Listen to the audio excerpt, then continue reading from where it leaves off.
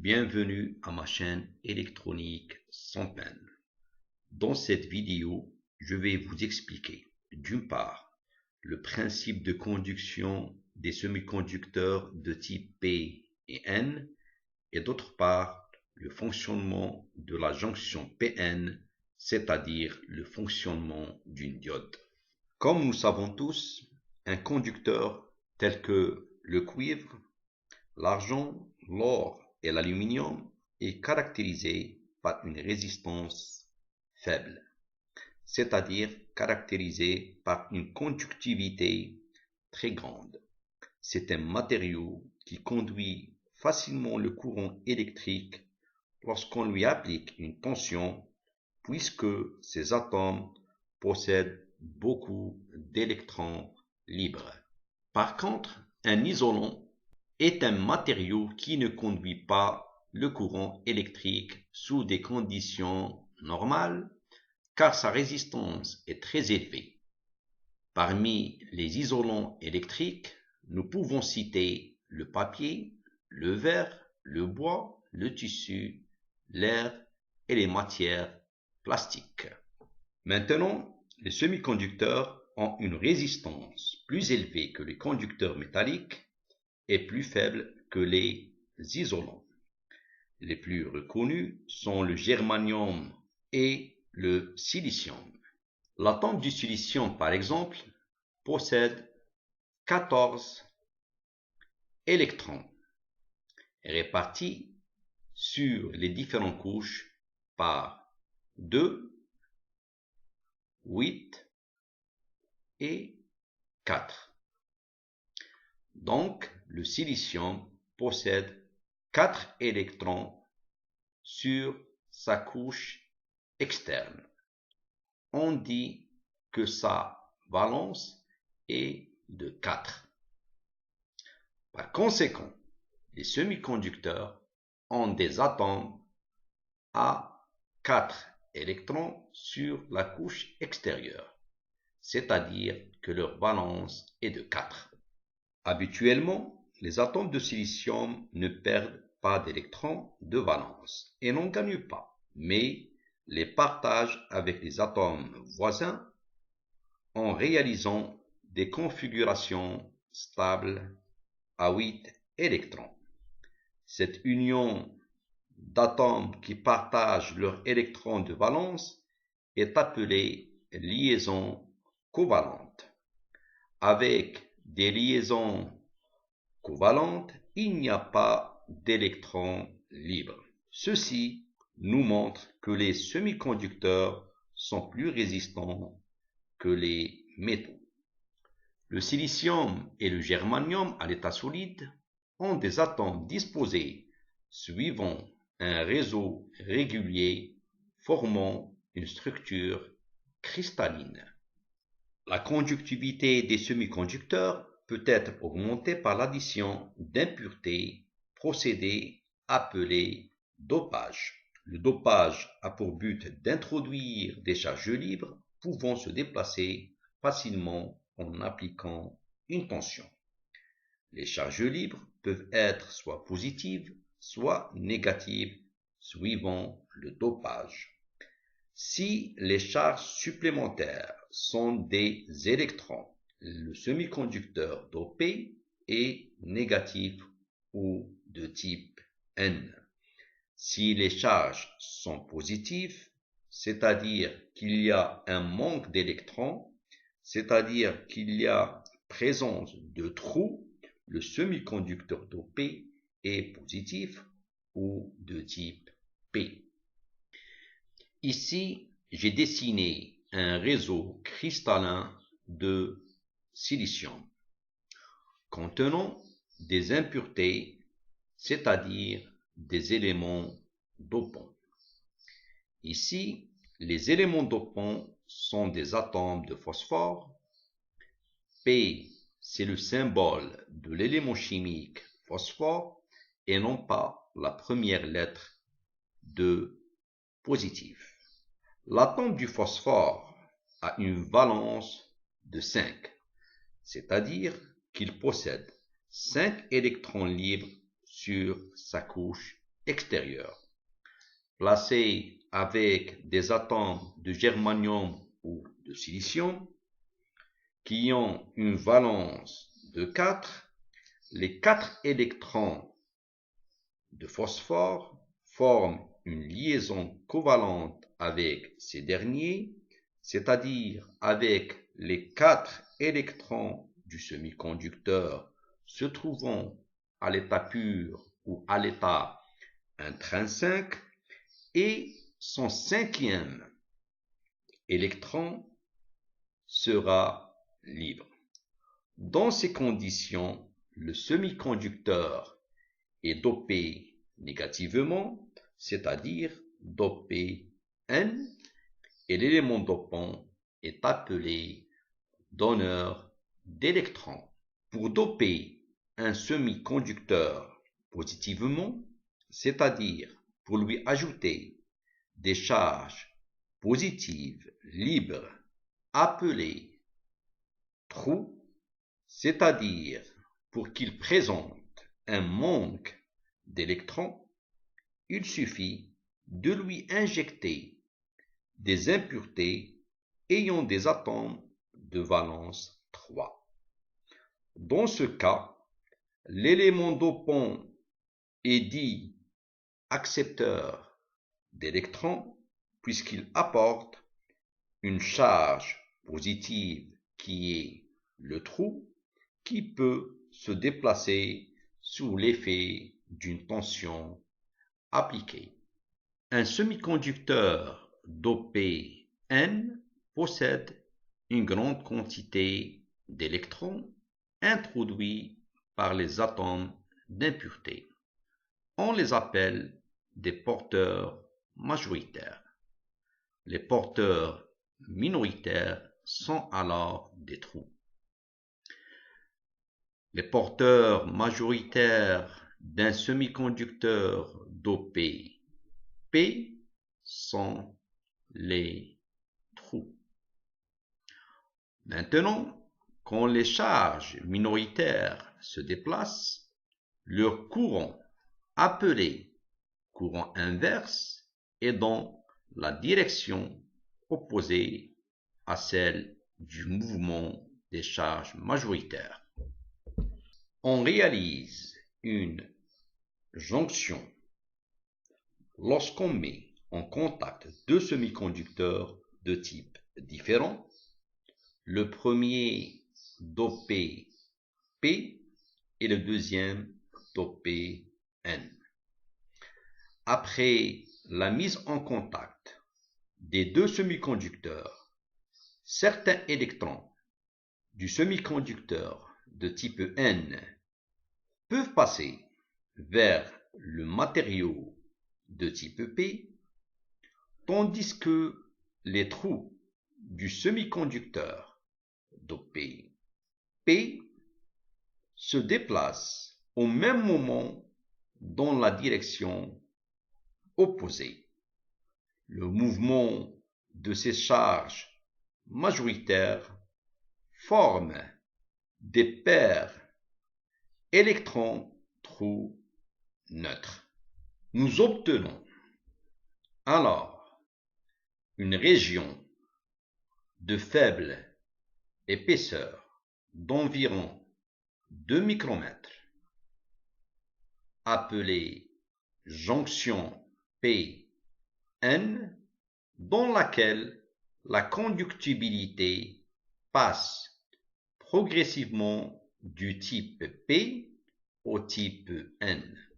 Maintenant, polariser une jonction Pn, c'est lui appliquer une certaine tension à ses bornes. Faisons l'expérience suivante où nous allons appliquer une tension continue de 0,8 volts à une jonction Pn. Nous désirons mesurer le courant traversant la jonction. Pour cela, nous avons deux cas à discuter.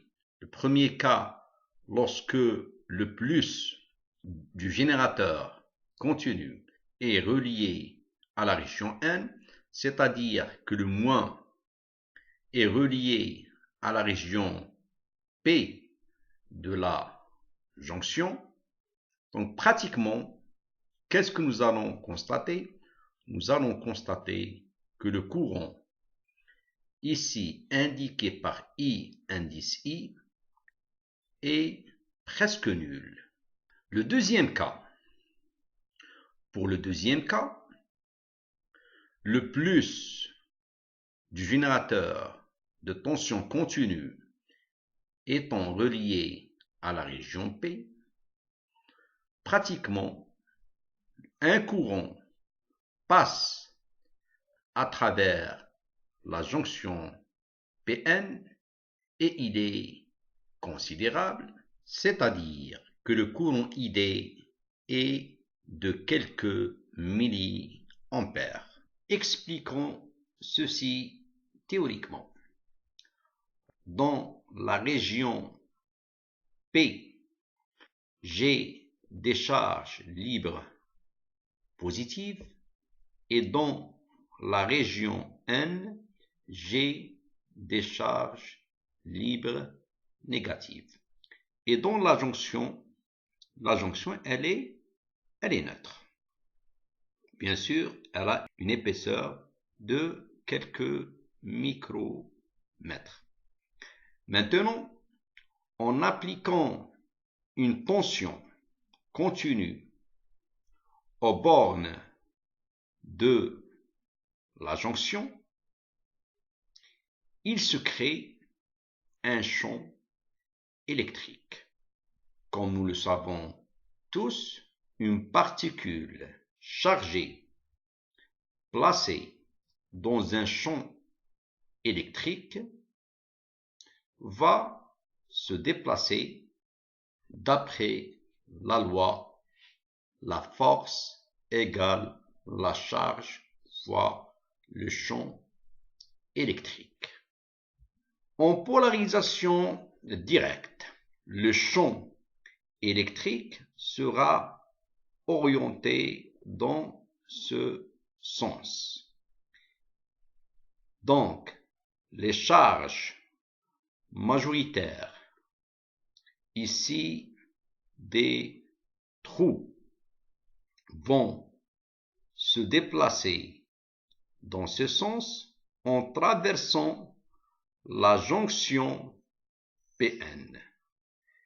Et ici, les charges majoritaires qui sont des électrons, puisque le champ électrique est dans ce sens, et puisque ces charges sont négatives, alors, toujours d'après la loi force égale charge fois le champ électrique, il va y avoir déplacement de ces charges électriques négatives vers la région P en passant par la jonction Pn, d'où création d'un courant.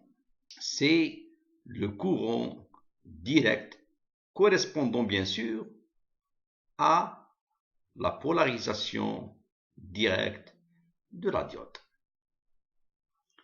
Pour le premier cas,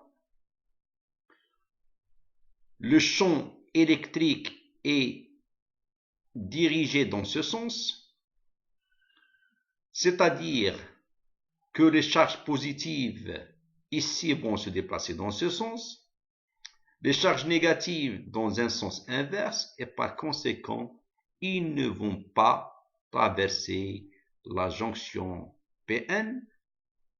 Par conséquent, aucun courant ne va circuler dans cette branche.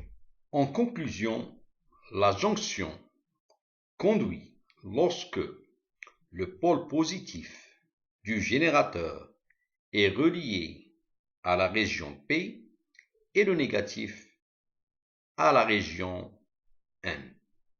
Par contre, la jonction ne conduit pas, jonction bloquée, quand on inverse les polarités du générateur, c'est-à-dire que le plus est côté N et le moins est du côté P. La jonction PN forme un nouveau composant appelé diode. Son symbole électrique est le suivant. La jonction PN a deux pattes, par conséquent, la diode a deux pattes, notées respectivement anode par la lettre A du côté de la région P et cathode par la lettre K de la région côté N. Une diode présente deux caractéristiques. L'une directe obtenue quand la diode est polarisée en direct et une autre en inverse appelée caractéristique inverse lorsque la diode est polarisée en inverse. Chacune de ces caractéristiques donne la variation du courant traversant la diode en fonction de la tension aux bornes de cette dernière. Pour la caractéristique directe, c'est le courant ID qui est donné en fonction de UD. Pour la caractéristique inverse, c'est le courant I indice I qui est en fonction de la tension inverse U indice I. Pour trouver la caractéristique directe d'une diode, nous utilisons le circuit suivant où, regardez, le plus du générateur est placé à l'anode de la diode et le moins est placé côté cathode de la diode. Donc, on réalise le circuit. À chaque fois, on varie la tension E du générateur et on prélève le courant ID et la tension UD indiqués par les appareils de mesure. Puis, on trace la courbe représentative ID en fonction de UD. Sous l'environnement Isis de Proteus, j'ai réalisé le circuit dans le but de déterminer la caractéristique directe d'une diode. Ici, je l'ai choisi de type 1N4007 et je l'ai protégé par une résistance de protection de valeur 120 ohms. Donc, je vais faire varier la tension en commençant par une valeur de 0,1. 0,1 volts. Donc, j'exécute.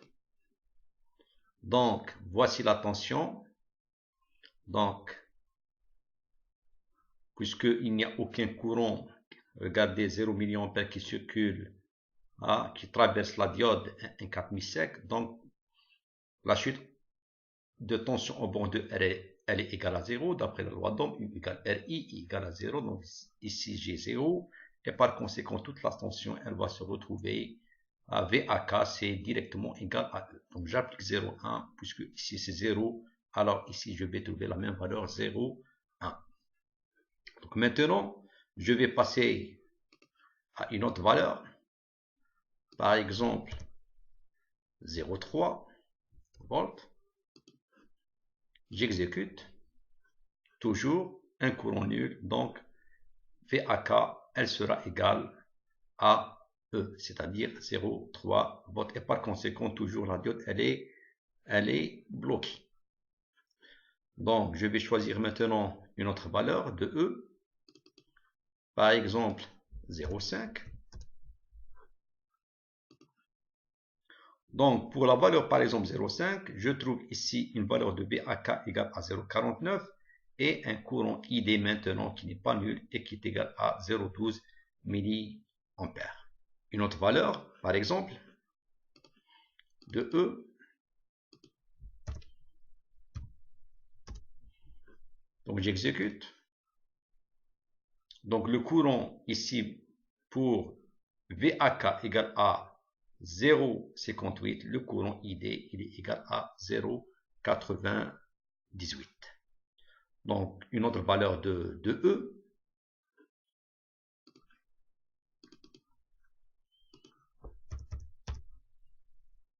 De volts pour E. D'accord? Donc, j'exécute. Donc, pour E égale à 2 volts, je trouve un VAK égale à 0,69 et un courant ID égale 10,9 milliampères. Pour une valeur de E égale par exemple à 12 volts, donc j'exécute.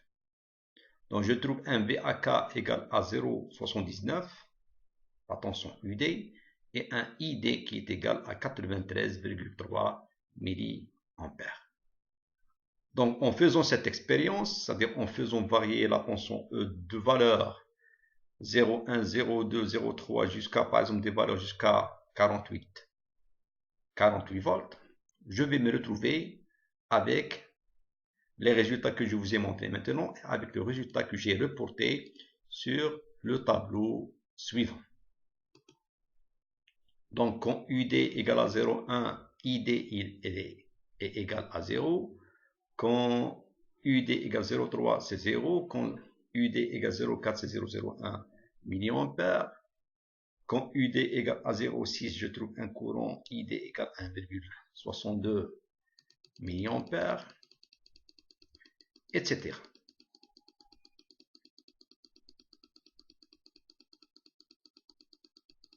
Regardez. Par exemple, quand UD, pour une valeur de E donnée, quand UD égale à 0,81 volts, le courant ID traversant la diode, il est égal à 127 milliampères.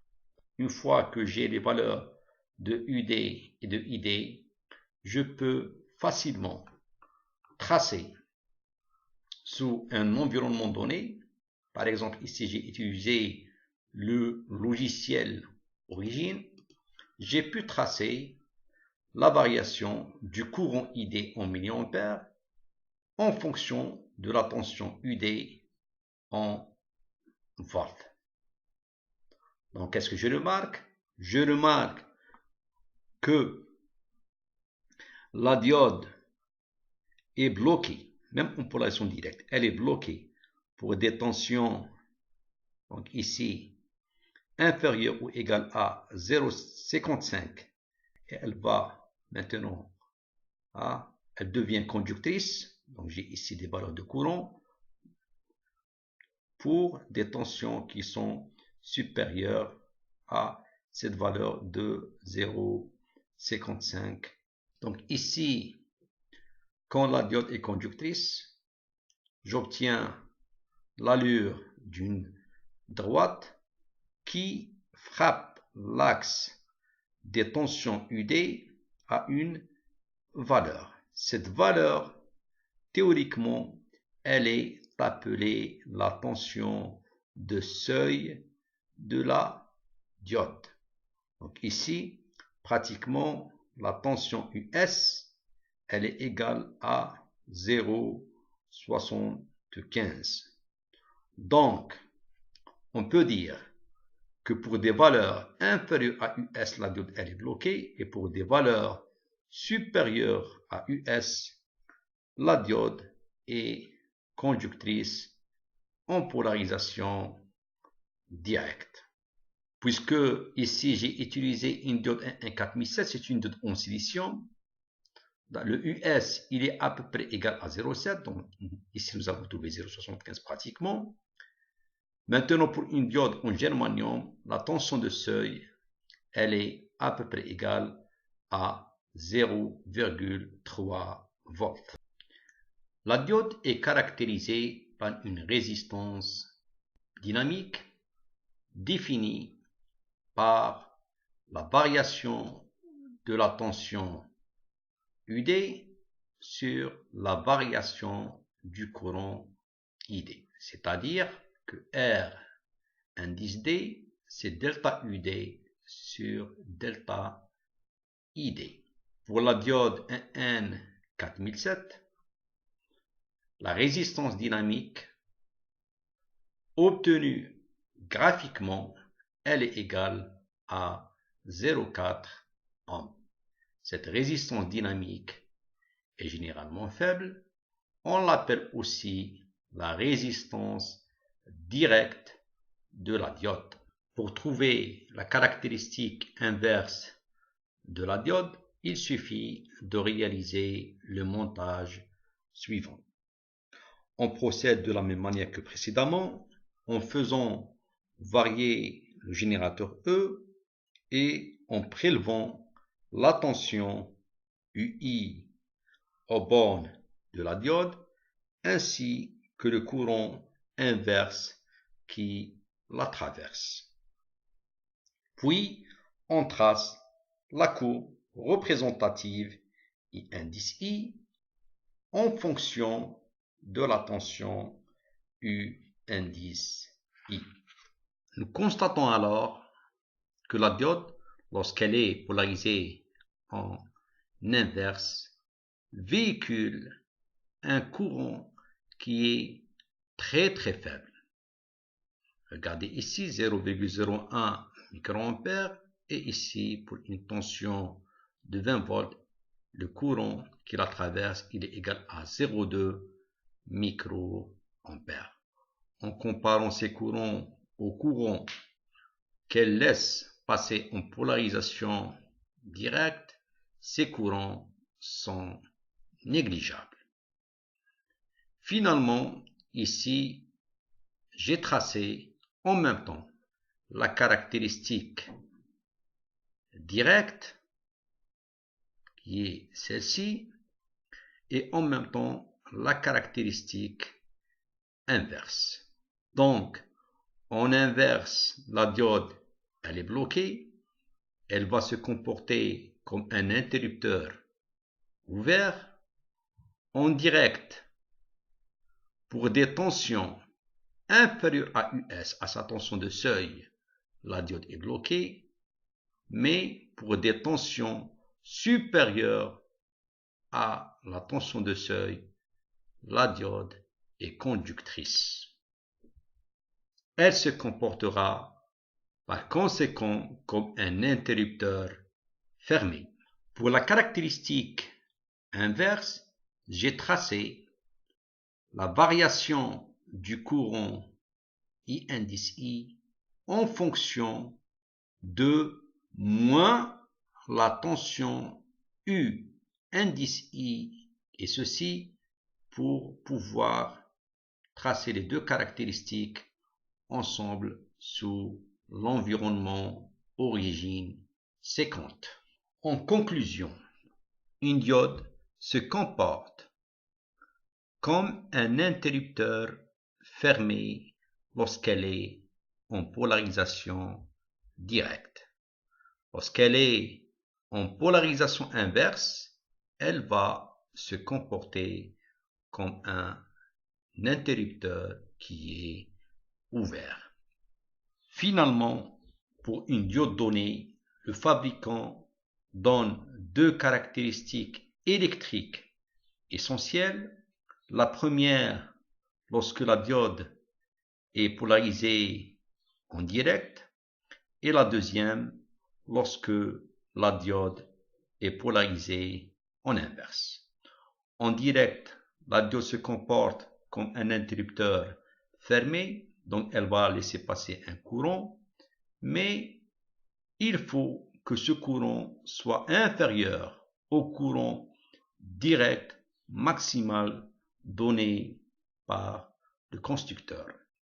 Si le courant dépasse ce courant direct maximal, la diode se grille. En inverse, nous avons vu que la tension provenant du générateur, elle s'applique directement à la diode en inverse, puisqu'elle se comporte comme étant un interrupteur ouvert.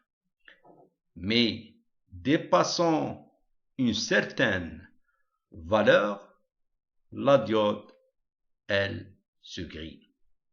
Par conséquent, Le constructeur de la diode donne la valeur de la tension inverse maximale que peut supporter la diode. Ces deux caractéristiques électriques sont essentielles lors de la conception d'un circuit utilisant des diodes. Par exemple, pour la diode N4007 qui est en silicium, le courant maximal noté ID_max qui peut traverser la diode donné par le fabricant est égal à 1 ampère à 75 degrés Celsius, alors que la tension inverse maximale V indice PRV, de peak reverse voltage, la tension inverse maximale, qui est égale à 1000 volts. À la prochaine vidéo. Salam.